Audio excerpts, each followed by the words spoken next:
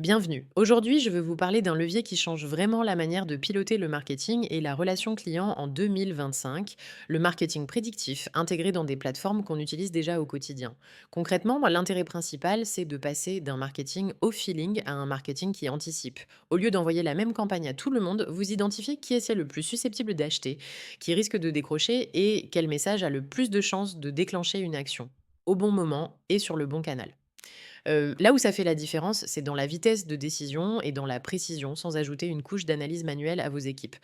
En pratique, on le voit très bien sur la segmentation. On ne se limite plus à secteur, taille d'entreprise et localisation. On segmente par comportement, niveau d'engagement, probabilité de conversion, risque de churn. Pour une PME, ça veut dire que vos commerciaux n'appellent pas tout le monde, ils priorisent. Pour un freelance, ça veut dire que vos séquences email se concentrent sur les prospects chauds et pas sur ceux qui ne s'activeront jamais. Deuxième usage qui fait gagner un temps considérable, le scoring et le nurturing automatisé. Dans des outils comme HubSpot ou System.io, chaque action d'un contact peut déclencher la bonne relance, la bonne offre ou une notification interne. Ce qui change, c'est vrai que votre pipeline devient plus prévisible et vos équipes passent moins de temps à trier, plus de temps à conclure. Autre point très opérationnel, la prévision.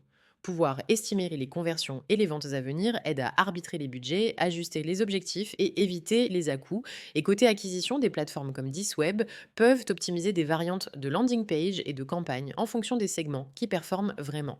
Exemple concret, un e-commerce personnalise ses recommandations produits et augmente la valeur panier. Un SaaS détecte les signaux faibles de désabonnement et lance une campagne de rétention automatiquement.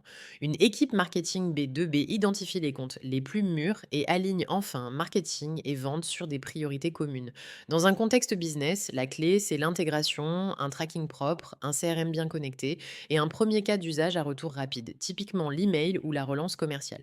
Ensuite, vous mesurez avant et après, conversion, coût d'acquisition, valeur client et charge opérationnelle.